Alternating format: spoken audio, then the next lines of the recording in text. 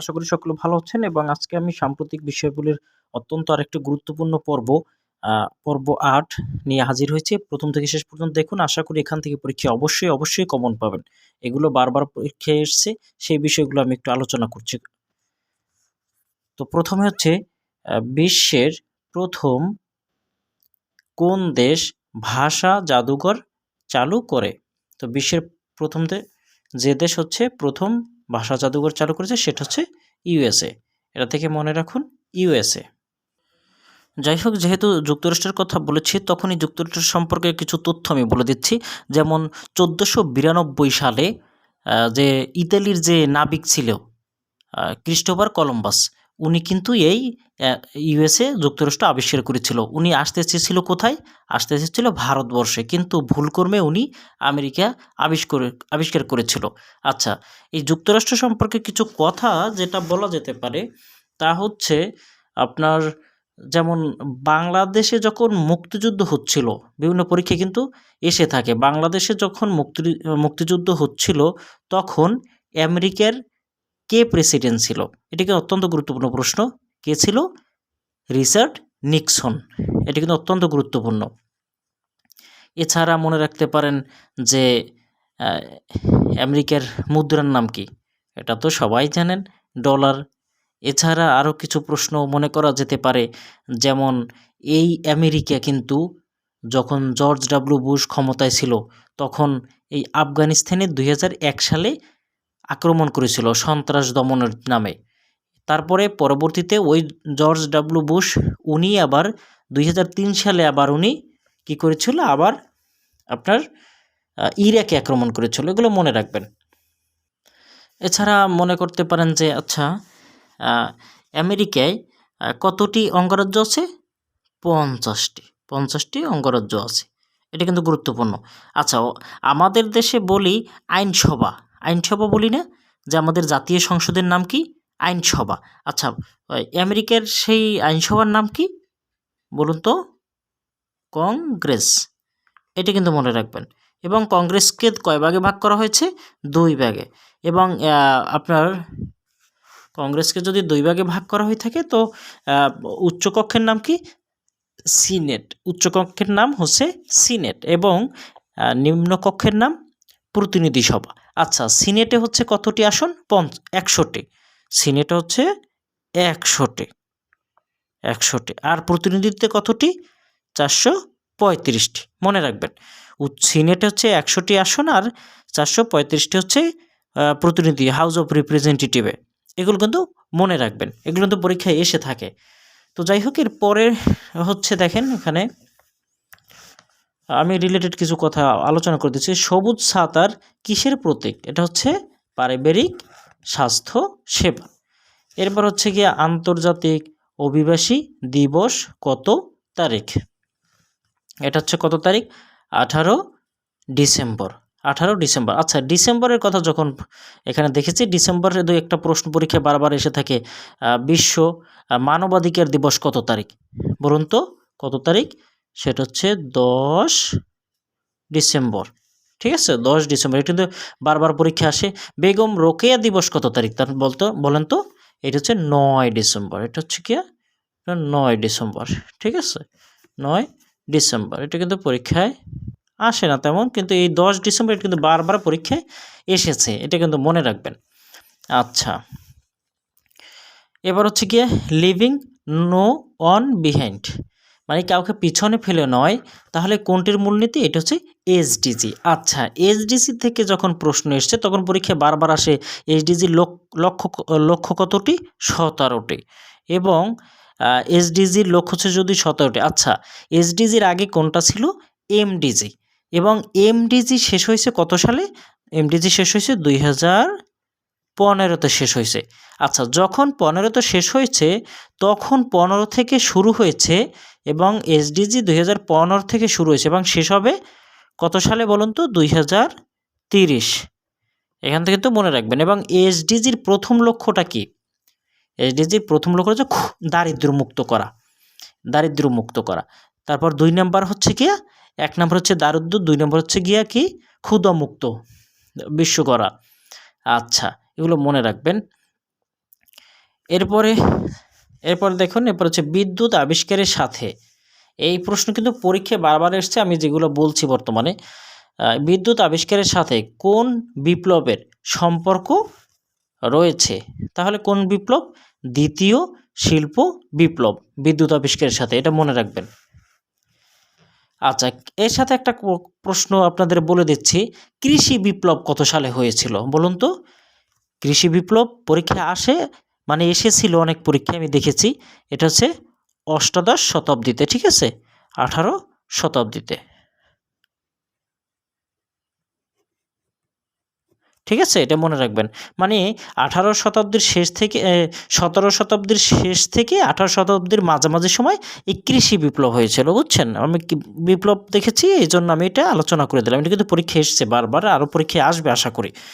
এরপর দেখেন, channel 24A দেশে প্রথমবারের মতো কৃত্রিম বুদ্ধিমত্তার সংবাদ পাঠিকার নাম কি? তার নাম হচ্ছে অপরাজিতা। এটা কিন্তু পরীক্ষায় এসছে, অনেকগুলো পরীক্ষায় এসছে, এটা মনে রাখবেন। তাহলে চ্যানেল 24-এ উনি যে কৃত্রিম বুদ্ধিমত্তার যিনি সংবাদ পাঠিকা, তার নাম হচ্ছে কি? অপরাজিতা। আচ্ছা, এরপর দেখুন 2023 সালের, গত বছরের কথা, জরিপ অনুযায়ী দেশের প্রায়োগিক সাক্ষরতার হার কত %? এটা কিন্তু পরীক্ষায় এসছে, বুঝছেন? এটি কিন্তু পরীক্ষায় এসছে। তাহলে 62.92%। এটি কিন্তু প্রায়োগিক সাক্ষরতার হার কত সালে? 2023 সালে জরিপ যে করেছে, সেখানে এটা এই দেশের প্রায়োগিক সাক্ষরতার হার, সেটা হচ্ছে কত শতাংশ? 62.92%। তো এটা মনে রাখবেন। তবে এখান থেকে একটা কোশ্চেন মনে করে দিচ্ছি, তা হচ্ছে এই যে পরীক্ষায় কয়েকদিন আগে এসছে, প্রাইমারি ধাপে পরীক্ষা এসছে, তারপরে আরও পরীক্ষা এসছে অনেকগুলো আমি দেখেছি। তার মধ্যে সেখানে এসছে বর্তমানে সাক্ষরতার হারে শীর্ষে কোন বিভাগ বলুন তো? সেটা হচ্ছে ঢাকা বিভাগ। আমার আগের ভিডিও যারা দেখেছেন তারা এই প্রশ্নগুলো পেয়ে যাবেন। তো ঢাকা বিভাগ সাক্ষরতার হারে শীর্ষ, এবং যে আপনার ষষ্ঠ আদমশুমারিতে সেখানে প্রশ্ন এসছে সাক্ষরতার হার কত বলুন তো? সেটা হচ্ছে 74.66%। আচ্ছা, এটা মনে রাখবেন, 74.66%। আবার যদি কোনো জায়গায় থাকে 74.82%, যেটাই থাকুক না কেন সেটাই কিন্তু উত্তর হবে, ওইটাই দিবেন, ঠিক আছে? তো এটা মনে রাখবেন। আচ্ছা, 2022 সালের খানা আয় ও ব্যয় জরিপ অনুযায়ী, এইটা কিন্তু আদমশুমারির কথা বলা হচ্ছে, ষষ্ঠ যে আদমশুমারি হয়েছিল 2022 সালে, সেটা 2022 সালের খানা আয় ও ব্যয় জরিপ অনুযায়ী উচ্চ দারিদ্র্যের হারে শীর্ষ কোন বিভাগ? উচ্চ দারিদ্র্য, সবচেয়ে দারিদ্র, তো সেটা হচ্ছে বরিশাল বিভাগ। এটা কিন্তু পরীক্ষায় এসছে, এই কয়েকদিন আগের পরীক্ষায় এসছে যে উচ্চ দারিদ্র্যের হারে শীর্ষ কোন বিভাগ, সেটা হচ্ছে বরিশাল। আচ্ছা, এখান থেকে একটা কথা বলে দিচ্ছি আপনাদের, তা হচ্ছে সর্বনিম্ন কোনটা? তাহলে উচ্চ দারিদ্র্যের হারে শীর্ষ যদি হয় বরিশাল, তাই সর্বনিম্ন কোনটা? সেটা হচ্ছে খুলনা বিভাগ। এটা কিন্তু মনে রাখবেন, খুলনা বিভাগ। এই খুলনা বিভাগ হচ্ছে গিয়ে আপনার সর্বনিম্ন হচ্ছে খুলনা বিভাগ, এটা কিন্তু মনে রাখবেন, ঠিক আছে? আমার আগের ভিডিও যারা দেখেছেন তারা এই প্রশ্নটা পেয়েছেন আশা করি। এরপর দেখেন, জনপ্রিয় ফাস্টফুড পিৎজার উৎপত্তি কোন দেশ? সেটা হচ্ছে ইতালি। এই যে ইতালি। আচ্ছা, ইতালি পরীক্ষায় আসে, পরীক্ষায় ইতালির রাজধানীর নাম কি? রোম। এবং এই রোমে কিন্তু কৃষি, যেমন ফাওয়ের মানে আপনার সদর দপ্তর ইতালির রোমে অবস্থিত, এবং ইতালির রোমকে বলা হয় শান্তির শহর, এগুলো মনে রাখবেন। আরও পরীক্ষায় এসে থাকে ইতালির মূলত মুদ্রার নাম কি? তার হচ্ছে ইউরো, কারণ ইতালি হচ্ছে ইউরোপীয় ইউনিয়নের একটি সদস্য। ইউরোপীয় ইউনিয়নের সদস্য কয়টি? যখন এসেছে তখন বলেন, ইউরোপীয় ইউনিয়নের সদস্য কয়টি বলেন? আগের ভিডিও যারা দেখেছেন তারা অবশ্যই পারবেন। তার হচ্ছে 27টি। আচ্ছা, এর মধ্যে হচ্ছে ইউরোপীয় ইউনিয়নের 27টি দেশের মধ্যে কয়টি দেশ হচ্ছে গিয়ে আপনার ইউরো মুদ্রা গ্রহণ করেছে? তা হচ্ছে ইউরো গ্রহণ করছে 20। এবং সর্বশেষ কোনটি? সেটা হচ্ছে ক্রোয়েশিয়া। আমার আগের ভিডিও পর্বগুলো যারা দেখেছেন আশা করি এগুলো পেয়ে গেছেন। এরপর দেখুন জাতিসংঘের কোন সংস্থার সদর দপ্তর বাংলাদেশে বাংলাদেশ বঙ্গবন্ধু শেখ মুজিব কক্ষ উদ্বোধন করা হয়েছে। জাতিসংঘের একটা সদর দপ্তর, মানে সেখানে বাংলাদেশ বঙ্গবন্ধু শেখ মুজিব কক্ষ উদ্বোধন করা হয়েছে, সেটা হচ্ছে ফাও। এই ফাও এর সদর দপ্তর কোথায়? এটা হচ্ছে ইতালির রোমে, একটু আগে বলেছিলাম। ফুড অ্যান্ড এগ্রিকালচার অর্গানাইজেশন, ঠিক আছে। এই ফাও এর সদর দপ্তর কোথায়? রোম। আচ্ছা, ফুড অ্যান্ড এগ্রিকালচার অর্গানাইজেশন, ওকে। এই ফাওয়ে, তাহলে এই ফাওয়ে যদি এই ফাওয়ের সদর দপ্তরে বাংলাদেশ বঙ্গবন্ধু শেখ মুজিব কক্ষ উদ্বোধন করা হয়েছে।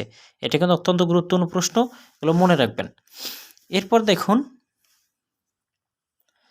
এটা কিন্তু পরীক্ষা এসছে, বৈশ্বিক সুদ হার নির্ধারণের নতুন মানদণ্ড SOFR আনুষ্ঠানিকভাবে চালু হয় 2023 সালের কত তারিখ? সেটা হচ্ছে 11 জুলাই থেকে। তাহলে বৈশ্বিক সুদ হার নির্ধারণের নতুন মানদণ্ড সোফার আনুষ্ঠানিকভাবে চালু হয় 2023 সালের 1 জুলাই। এবার দেখুন, আগারগাঁও থেকে মতিঝিল পর্যন্ত পরীক্ষামূলক মেট্রো রেল চলাচল করে 2023 সালের কত তারিখ? 7 জুলাই। আগারগাঁও থেকে মতিঝিল পর্যন্ত পরীক্ষামূলক যেটা চালু হয়েছে সেটা গত বছর কত তারিখ? 7 জুলাই 2023 সালে। কিন্তু এটা পরীক্ষা এসছে, অনেকগুলো পরীক্ষায়, মনে রাখবেন। এবার দেখুন, পদ্মা সেতুতে পরীক্ষামূলক ETC কার্যক্রম চালু হয় কত তারিখ? দেখেন 2023 সালে কত তারিখ? 5 জুলাই। ETC চালু হয় 5 জুলাই 2023 সালে, এটা কিন্তু মনে রাখবেন, অত্যন্ত গুরুত্বপূর্ণ প্রশ্নগুলো। এবার দেখুন, হালং বে কোন দেশে অবস্থিত? হালং বে অর্থ কোন দেশে অবস্থিত? এটা হচ্ছে ভিয়েতনাম। আচ্ছা, ভিয়েতনাম যখন এসছে তখন একটা গুরুত্বপূর্ণ প্রশ্ন বলে দিই, যেটা অনেকবার পরীক্ষা এসছে। ভিয়েতনামের মুদ্রার নাম হচ্ছে কি? এটা কিন্তু বারবার এসছে, ডং। সেটা হচ্ছে, আমি লিখে দিচ্ছি এখানে, অনেশন মুদ্রার নাম। আচ্ছা বলুন তো, এই ভিয়েতনাম কোন রাষ্ট্রের উপনিবেশ ছিল? এটা কিন্তু পরীক্ষায় এসছে অনেকবার। এটা হচ্ছে ফ্রান্সের উপনিবেশ ছিল। আচ্ছা, ভিয়েতনামের কথা যদি আসে তখন কিন্তু আরেকটা প্রশ্ন সবাই জানেন যে ভিয়েতনামের আঙ্কেল হো নামে পরিচিত ছিল কে? বলেন তো। হো চি মিন। উনি হচ্ছে গিয়ে তাদের নেতা, মানে এক কথায় আমাদের যেমন জাতির পিতা, তাদের দেশে ওই রকমই তাদের যিনি, মানে এক কথায় তাদের কি বলা যেতে পারে, স্বাধীনতা আন্দোলনের নেতা তাদের। আমাদের বঙ্গবন্ধু শেখ মুজিব, তেমনি হোচিমিন। আর এখন এখান থেকে একটা কথা বলি আপনাদের, এই ভিয়েতনামকে নিয়ে কিন্তু যুদ্ধ হয়েছিল, এবং যুদ্ধে কিন্তু আমেরিকা পরাজিত হয়েছিল। তো আমেরিকা পরাজিত হয়েছিল কিভাবে? মনে করেন 1954 সালে জেনেভা একটা সম্মেলন হয়। এই জেনেভা সম্মেলনের মাধ্যমেই ভিয়েতনামকে দুই অঞ্চলে বিভক্ত করে দেওয়া হয়। বিভক্ত করার পরে পরবর্তীতে আপনার উত্তর অঞ্চল, ভিয়েতনামের উত্তর অঞ্চল হচ্ছে গিয়ে সোভিয়েত ইউনিয়ন নিয়ে যায়, যেমন বর্তমান রাশিয়া, আর দক্ষিণ অঞ্চলকে নিয়ে যায় USA। তাই উত্তর অঞ্চল হচ্ছে গিয়ে, যেহেতু আপনার উত্তর সাইডটা হচ্ছে গিয়ে সোভিয়েত ইউনিয়ন শাসন করে সমাজতান্ত্রিকভাবে, আর পুঁজিবাদী, এবং পুঁজিবাদ চলে, দক্ষিণে পুঁজিবাদ চলে। পরবর্তীতে 1973 সালে একটা প্যারিস শান্তি চুক্তি হয়। এই শান্তি চুক্তির মাধ্যমে প্যারিস শান্তি চুক্তি হয়। পরবর্তীতে 1975 আপনার দুই ভিয়েতনাম একত্রিত হয়, এবং আমেরিকা এখানে পরাজিত হয়। তারপরে কিন্তু একত্রিত হয়। এইখানে কিন্তু আমেরিকা একমাত্রই একটা যুদ্ধে পরাজিত হয়েছিল, এই ভিয়েতনামে। বুঝতে পেরেছেন? এখানে কিন্তু এই পরীক্ষায় এটা কিন্তু মনে রাখবেন যে কথাগুলো বলেছে। আর ভিয়েতনামের রাজধানী কি? হ্যানয়। ভিয়েতনামের রাজধানী হ্যানয়। এটা কিন্তু পরীক্ষায় আসে, যে কটা কথা বললাম সেগুলো কিন্তু ঘুরে ফিরে পরীক্ষায় আসে। এবার দেখুন, ঐতিহাসিক 7 মার্চের উপর নির্মিত প্রামাণ্য চিত্র কোনটি? তাহলে ঐতিহাসিক 7 মার্চের উপর নির্মিত প্রামাণ্য চিত্র হচ্ছে দ্য স্পিচ, মনে রাখুন 7 মার্চের যেহেতু এটা স্পিচ, তাহলে ওইটা প্রামাণ্যচিত্রটার নাম হচ্ছে স্পিচ। এই কৌশলে মনে রাখবেন। এবার দেখুন দক্ষিণ আমেরিকা মহাদেশের কোন দেশ বাংলাদেশকে প্রথম স্বীকৃতি দেয়? দক্ষিণ আমেরিকার মধ্যে কোন দেশ দেয়? সেটা হচ্ছে ভেনিজুয়েলা। এই ভেনিজুয়েলার রাজধানীর নাম কি? পরীক্ষায় আসতে পারে কারাকাস। ভেনিজুয়েলার রাজধানী হচ্ছে কারাকাস। আচ্ছা, এরপর এইটা কিন্তু অত্যন্ত গুরুত্বপূর্ণ। আর এই ভেনিজুয়েলা মূলত আপনারা জানেন ওপেক এটি সংগঠন, ওপিইসি। এই ওপেকের কিন্তু উদ্যোক্তাই ছিল কিন্তু এই ভেনিজুয়েলা। ভেনিজুয়েলার নিয়ে কিন্তু এই আমেরিকা কিন্তু ভেনিজুয়েলার ভালো চোখে দেখে না। এই ভেনিজুয়েলার সাথে প্রচুর দ্বন্দ্ব। তো এই ওপেকের কথা যখন আসছে, বলেন ওপেক কত সালে প্রতিষ্ঠিত হয়েছিল? 1960 সালে। আচ্ছা, এই ওপেকের বারবার পরীক্ষায় এসছে। ওপেকের সদর দপ্তর কোথায়, কতবার এসছে এর কোনো সীমানা নেই, মানে অসংখ্যবার। ওপেকের তাহলে সদর দপ্তর কোথায় বলুন? বলেন অস্ট্রিয়ার ভিয়েনায়। ঠিক আছে, অস্ট্রিয়ার ভিয়েনা। এবং ওপেকের সদস্য কয়টি বলুন তো? ওপেকের সদস্য কতটি? ওপেকের সদস্য বলুন কয়টি? বর্তমানে কিন্তু 12টি। এই 12টি, এবং এই 12টির মধ্যে আগে ছিল 13টি। অ্যাঙ্গোলা এবছর এই ওপেক ত্যাগ করেছে, যেহেতু এখন বর্তমানে 12টি। হ্যাঁ, এটা কিন্তু মনে রাখবেন। আচ্ছা, পরীক্ষা আসতে পারে ওপেকের পূর্ণরূপ, তাহলে organisation of the petroleum exporting countries. এবার হচ্ছে পরীক্ষায় আসে গোল্ডেন আইল্যান্ড কোথায় অবস্থিত? গোল্ডেন আইল্যান্ড হচ্ছে কোথায়? সেটা হচ্ছে হাতিয়া। হাতিয়া মনে রাখবেন। এই হাতিয়া কোথায়? হাতিয়া হচ্ছে নোয়াখালীতে। বাংলাদেশ প্রতিযোগিতা কমিশন কোন জাতীয় সংস্থা? বাংলাদেশ প্রতিযোগিতা কমিশন এটা হচ্ছে সরকারি সংস্থা। মনে রাখবেন, এটা বাংলাদেশ প্রতিযোগিতা কমিশন সরকারি সংস্থা। রাষ্ট্রভাষা সংগ্রাম পরিষদ দ্বিতীয়বারের মতন কবে গঠিত হয়েছিল? সেটা হচ্ছে 2 মার্চ 1948 সালে। মনে রাখবেন, 2 মার্চ 1948 সালে দ্বিতীয়বারের মতন। তাহলে দেখেন দ্বিতীয়বার হচ্ছে 2 মার্চ 1948। আচ্ছা, তাহলে এখানে একটা কথা বলে দিচ্ছি, প্রথমবারের মতন কত হয়? তাহলে প্রথমবারের মতো কত সালে হয় বলুন তো? সেটা হচ্ছে 2 অক্টোবর। 2 অক্টোবর কত সালে? 2 অক্টোবর কত সালে? এটা হচ্ছে 1948 সালে। তাহলে দেখুন, আচ্ছা, এটা দুঃখিত, যেহেতু এখানে 2 মার্চ অক্টোবর, এখানে 1947 হবে। ঠিক আছে, 1947 হবে। তো 2 অক্টোবর এখানে 1947 প্রথমবারের মতন। ঠিক আছে, তো আপনার মনে রাখুন এইভাবে। আচ্ছা, প্রথমবার এইটা কিন্তু প্রথমবারের মতন তিনি হচ্ছে কার নেতৃত্বে? উনি হচ্ছে নুরুল হক ভূঁইয়া। ঠিক আছে, নুরুল হক ভূঁইয়ার নেতৃত্বে প্রথমবারের মতন। ভূঁইয়া, ঠিক আছে, নুরুল হক ভূঁইয়ার নেতৃত্বে। আর এই যে দ্বিতীয়বারের মতন উনি কার নেতৃত্বে? উনি হচ্ছে শামসুল হকের। ঠিক আছে, শামসুল হকের নেতৃত্বে দ্বিতীয়বার মত। এটাই মনে রাখবেন। এখান থেকে আর একটা প্রশ্ন আপনাদের বলে দিচ্ছে, বলুন তো সর্বদলীয় রাষ্ট্রভাষা, এখানে আছে শুধু রাষ্ট্রভাষা সংগ্রাম পরিষদ, এখানে যদি হয় সর্বদলীয় রাষ্ট্রভাষা সংগ্রাম পরিষদ। এটি কিন্তু অনেকবার এসছে পরীক্ষায়, বিসিএস পরীক্ষায় অগণতিবার এসছে, অন্যান্য পরীক্ষায় সবসময় আসে এটা। তো সেটা দেখেন বারবার আসে। তো এটা হচ্ছে সর্বদলীয় রাষ্ট্রভাষা সংগ্রাম পরিষদ কত সাল গঠিত হয়? 31 জানুয়ারি। সেটা হচ্ছে 31 জানুয়ারি কত সাল বলুন? 1952 সাল।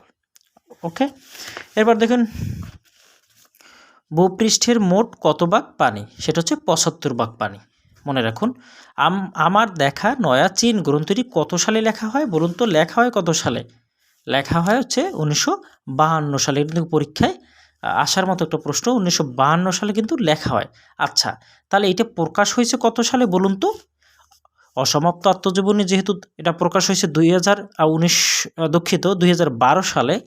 অসমাপ্ত আত্মজীবনী প্রকাশ হয়েছে 2012 সালে। অসমাপ্ত আত্মজীবনী। আচ্ছা, অসমাপ্ত আত্মজীবনী